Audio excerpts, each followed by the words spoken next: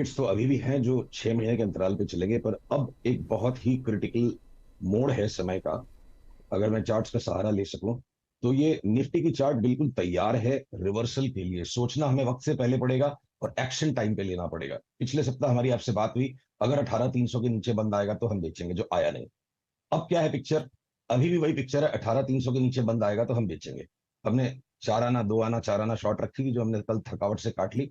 11 दिन में निफ्टी ने सिर्फ 33 पॉइंट का इजाफा किया, और कल के गेन को आप जोड़ देंगे तो 12 दिन में टोटल निफ्टी ने 250 पॉइंट का गेन किया। आप यहाँ 1000 पॉइंट की मलाई खा के निकल गए, फिर दोबारा री एंट्री करके आपने 600 पॉइंट का मक्खन खा लिया। अब ये 200 पॉइंट की छास में इतनी उत्तेजना चारों तरफ मची हुई है, ये भी एक प्रकार का टेक्निकल एनालिसिस है। कल विवशता में हमें ट्विटर पर 200 लोगों को ब्लॉक करना पड़ा, इतनी आक्रामकता चारों तरफ है। महज 10% का करेक्शन आ जाएगा ये बात कहने पे, अगर इतनी हेट्रेड है तो देखिए इतिहास गवाह है, जिस चीज को इंसान या इंसानियत बर्दाश्त करने को तैयार नहीं होती, वक्त उसे जरूर कराता है। और मैं इस चार्ट के सहारे बिल्कुल भी नई तेजी लार्ज कैप्स पे करने को रेडी नहीं हूं। और कोई मिस इंटरप्रेट अगर हो रहा है तो उसको करेक्शन आप भी करवाइए। शॉर्ट का कॉल 18,300 के नीचे। और अगर मैं साथ में बैंक निफ्टी पे देखूं, ये देखिए टर्मिनल ट्रायंगल बन रहा है यहाँ। मैं एज ए चार्टिस्ट कैसे यहाँ पे नई तेजी करूं? जो नीचे की खा पी लिया, अब इंतजार में है। यहां से जैसे ये 43,900 के नीचे बंद आएगा, हम बेचना शुरू करेंगे, और जैसे जैसे प्रायर सपोर्ट्स को तोड़ेगा हम बेचते जाएंगे। और ये नीचे कहां तक जा सकता है, अगर अभी मैं कहूंगा तो और ज्यादा हिट मिलेगी। और अगर 37,000 भी बैंक निफ्टी अगले पड़ाव में नीचे हो गई तो मुझे बिल्कुल अचंभा नहीं होगा। पर शिष्टाचार हेतु हम एक बार 5,000 पॉइंट निफ्टी के करेक्शन की बात करेंगे, अगर 43,900 के नीचे निफ्टी बंद दे देती है बैंक निफ्टी। ओके। देखिए सुशील जी कहते हैं कि अगर आपको इस तरह से अगर गालियाँ पड़े तो मतलब कुछ सही कर रहे हैं। और खैर गालियां भी खाएंगे तो कुछ पैसे तो नहीं नहीं, कमाए कोई फिर। नहीं कोई नहीं, खैर ट्रोल्स को इग्नोर करना आना चाहिए। और आपने हाँ। कहा ब्लॉक, कई बार ब्लॉक भी करना चाहिए, ठीक है। 18,300 के नीचे, लेकिन जैसा सुशील ने कहा कि हम तैयारी रखेंगे, लेकिन ट्रिगर आने पर ही शॉर्ट दबाएंगे, ये सुशील का कॉल है। तो 18,300 के नीचे पर ही वो बेचने की कॉल इनिशिएट होगी। और बैंक निफ्टी में 43,900, और ये इंट्राडे नहीं, ये क्लोज, अगर इनके नीचे क्लोज आ रहा है तभी बंद होगी। सुशील एक काम करें, कोई कोई 2-3 इंडेक्स स्टॉक जहां पर आपको लग रहा है कि वो मार्केट को गिरा सकते हैं। सबके सब 50 तो डिस्कस करने का टाइम नहीं है, लेकिन अगर 5-6 बड़े चार्ट आप बता सकें स्क्रीन पर। चलिए मैं बड़ी फटाफट बताऊंगा। सबसे पहले देखिए, अचानक से धक्का लगा बाजार को एचडीएफसी और एचडीएफसी बैंक में, इतने मजबूत बंद हुए और अगले दिन ही दिन का रात हो गई। फिर नंबर आया डॉक्टर रेड्डी, एक झटके से टूट गया। उसके बाद नंबर आया आपके लार्सन एंड टूब्रो, एकदम आकस्मिक तरीके से टूट गया। अब एक एक करके ये बजाज ऑटो हो, जो मुझे लगता है 35% गिर जाएगा, या मारुति है जो मेरे को लगता है 6,700-800 में हम लेंगे 12,000 में बेचने के लिए, और 12,000 की चाल खाने के लिए पहले 6,700 तक झेलना पड़ेगा। या इवन बीपीसीएल जिसमें बहुत भयंकर तेजी में है, ये भी मुझे वापस 315 में मिलता दिख रहा है। डीवीज लैब हम 5200 से लगातार बेचने बेचने के कॉल पे लगे, वो अंतिम चरण इसके फॉल का कि ये 2200 हो जाए। अगर मैं आईसीआईसीआई बैंक की बात करूं तो ये जो पिछला लो था 804 का, ये टूटेगा, यहां तक आने दीजिए, और ये टूटने के बाद लोग विश्वास करेंगे कि 700 भी हो सकता है। कोटक बैंक जो एक्सेप्शनली स्ट्रांग रहा रिसेंटली, क्योंकि इसके अंदर इंडेक्स रिबैलेंसिंग में, इसकी भी चार्ट ये एबीसी पैटर्न बना रही है। पिछले साल के लो को तोड़ देगा, 1640 के नीचे चला जाएगा अगले मोड़ में। तो 2000 का स्टॉक अगर 1600 हो जाता है तो 20% तो कोटक जैसा स्ट्रांग बैंक भी घटेगा अगले फेज में। तो जो आईटी के स्टॉक्स को आप छोड़ दो निफ्टी पे, जो मुझे ज्यादा घटते लगते नहीं है, वो डिफेंसिव हैं। और आप डॉक्टर रेड्डी, सन फार्मा, जेएसडब्ल्यू स्टील, आईटीसी, जो जी में आया सबकी चार्ट देखो, बिल्कुल रिवर्सल हो चुकी है। दो बातें हैं यहाँ मुख्य, जो बहुत ज्यादा जरूरी है समझना। इंडेक्स का मूवमेंट इंडिविजुअल स्टॉक के मूवमेंट से होता है और उनके कोवेरियंस से होता है। बहुत कम इंडिविजुअल स्टॉक्स अगर बढ़ रहे हैं लास्ट कुछ दिनों से, और सारे स्टॉक्स के कोवेरियंस को अगर दबा दिया एल्गोस ने, तो चारों तरफ एक फील गुड फैक्टर बना हुआ है और मार्केट डीपली डिस्ट्रीब्यूशन के जोन में है। तो मुझे अगर आप कहोगे पूरी निफ्टी में से कोई ऐसे स्टॉक जहां पे पैसा डालना जरूरी, आप कैश होल्ड नहीं कर सकते, तो मैं बोलूंगा आईटी के 3 स्टॉक और कुछ हद तक टेक महिंद्रा। बाकी एक भी स्टॉक मुझे निफ्टी 50 में दिखता नहीं है कि जिसके अंदर 15 से 25% तक का करेक्शन अगले राउंड में नहीं आएगा। और ये हम ट्रिगर करेंगे जब 18,300 के नीचे निफ्टी बंद होगी। ओके। अच्छा सुशील जी, ये B2 पर आपकी राय क्या है? और इन्होंने बहुत अच्छा पुल बैक दिया लोअर लेवल से, लेकिन अब ये trajectory, I mean for instance Bajaj finance के लिए 6800 की, 6,900 की, ये आपके लिए कौन सी ट्रेजेक्ट्री है? ये भी क्या शॉर्ट के एक अच्छा विकल्प है आपके लिए? देखिए कौन से घटेंगे लेवल के तो बीच होने के बाद शॉर्ट करेंगे आप? देखिए घटेंगे तो ये भी, पर सब चीजों को तो शॉर्ट नहीं कर सकते, कैपिटल तो लिमिटेड है। जी। जहां पे स्मूदेस्ट मूवमेंट मिले या जिसकी मूवमेंट को हम बर्दाश्त कर सके, तो बजाज ट्विंस का इंट्राडे में फ्लक्चुएशन 3-3, 4-4% हो जाता है। कि ट्रेडिंग ग्रेड स्टॉक्स ट्रूली नहीं है।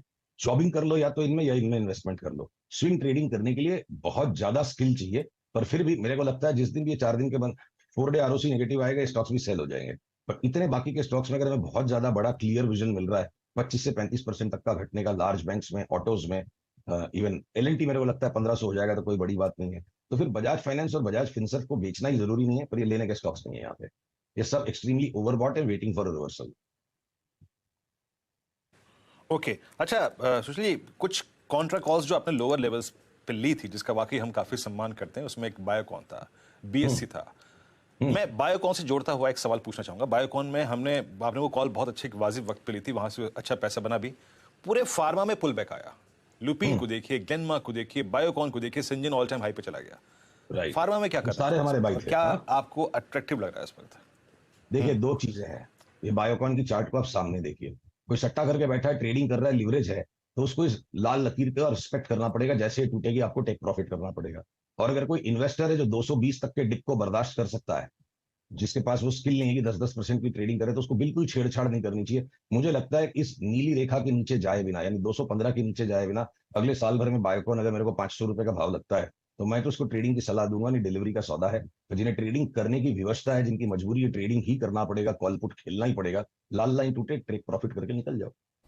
ओके बिल्कुल, बहुत ब्यूटीफुल कॉल रही वो बायोकॉन की। अच्छा, एक और space Sushil, I don't know अगर आप उसको ट्रैक कर रहे हैं या नहीं, रियल एस्टेट और एंसिलरी स्पेस बहुत बड़ी तेजी हो रही है यहाँ पर। आरबीआई के एक रेट का भी एक इम्पैक्ट आया, लेकिन आप डीएलएफ देख लीजिए, और उसके अलावा आप रिसेंट टाइम्स में पिडिलाइट, एशियन पेंट्स, एस्ट्रल जो है, पॉलीकैब है, ये सब स्टॉक्स में बहुत बड़ी तेजी है। यहाँ पर कोई कॉल? एशियन पेंट्स को छोड़ के बाकी के तीनों नामों में तो हमने बड़ी तेजी का कॉल रखा ही था। देखिए, हमारे ब्लॉकबस्टर ट्रेड जो रहा है बॉम्बे डाइन, जो 50 रुपए के भाव में हमारा कॉल था, 5 बैगर हो जाएगा, 50 का 95 हो गया। अब अगर ये थोड़ा सा पुल बैक देता है 75 तक, 70 तक, तो वापस इसमें बाई आएगी अगले मोड पे 150। रियल एस्टेट में इंडिया बुल्स रियल्टी और उससे related India bulls housing finance हमारे मल्टी बैगर बाई कॉल्स हैं। उनको 10% की, 15% की निफ्टी की ट्रेडिंग से कनेक्शन नहीं है, वो हर पुल बैक में हमें लेने हैं। तो सिलेक्टिव रियल्टी स्टॉक्स में 6 महीने से साल भर के देखिए, ज्यादातर सारे ही सेक्टर्स में जो छोटे वाले स्टॉक हैं वो 14,000 निफ्टी की दुर्गति दिखा चुके हैं, और लार्जेस्ट स्टॉक्स ने वो दुर्गति दिखाई नहीं। तो बाजार का छद में कि लार्ज कैप्स का फाइनल करेक्शन अब आएगा। और जो गलती पहले हो गई सबसे, कि भैया लार्ज कैप्स घट ही नहीं रहे तो स्मॉल कैप्स बेचा ही नहीं, वहां डैमेज हो गए पोर्टफोलियो। अब लार्ज कैप्स का करेक्शन आएगा तो प्लीज अपने स्मॉल कैप्स मत फेंकिएगा। मैं मंदड़िया नहीं हूं, सावधान कर रहा हूं। 10 से 12% की करेक्शन का बाजार में जड़ में बहुत बड़ी तेजी ऑलरेडी शुरू हो गई है। 22,000 की निफ्टी की चाल शुरू हो चुकी है, पर उसके पहले निफ्टी एक बार 15,000 दिखाए, तब 22,000 खेलने का मजा आएगा। तो ये सारे स्मॉल कैप स्टॉक्स में, रियल्टी के स्टॉक्स में वो 14,000 से 22,000 की चाल शुरू हो गई, 14 से भी 16 आए हैं। बाकी निफ्टी घटेगी तो उसके साथ साथ निफ्टी जितना घट जाएंगे। जिन स्टॉक्स की अपसाइड बीटा भी 3, 3.5 होगी, निफ्टी 15% बढ़ेगा तो स्टॉक डबल हो जाएंगे, ट्रिपल हो जाएंगे। तो निफ्टी 15% घटेगा, ये भी 15% घट जाएंगे, दैट्स ऑल।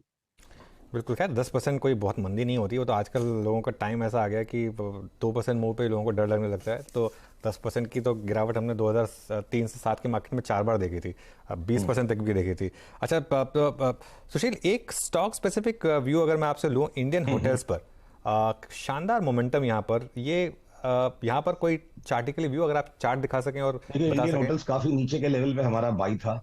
तो क्या है कि अब जिसको मक्खन खाने मिल जाए उसको छाछ पीने में मजा नहीं आता है। तो यहाँ इस ब्रेकआउट पर, जब 329 के ऊपर इसके ब्रेकआउट पर हमारा कॉल था कि ये 400 तक करीब जाएगा, तब हम ऑलरेडी 370 आ गए। तो अंतिम अंतिम 10% के लिए, वो भी 385 के ऊपर अगर ये नहीं गया और ये घूम गया, तो हम टेक प्रॉफिट करके निकल जाएंगे और इसको वापस 280 में लेंगे। तो यहाँ से बढ़ सकता है 10%, कोई बड़ी बात नहीं है, पर हमारा इतना नीचे का लिया हुआ, हम अपनी एवरेज नहीं बिगाड़ेंगे। स्पेशली डिपेंड करता है। मुझे तो अब छाछ पसंद है मक्खन के मुकाबले, तो वो मक्खन तो मैं छोड़ चुका हूँ, तो अभी छाछ से नहीं, ज़्यादा पर चल रहा है। मक्खन से फैट नहीं बढ़ता है, कार्बोहाइड्रेट से बढ़ता है। मक्खन इज अ सुपर फूड, वो खाना चाहिए।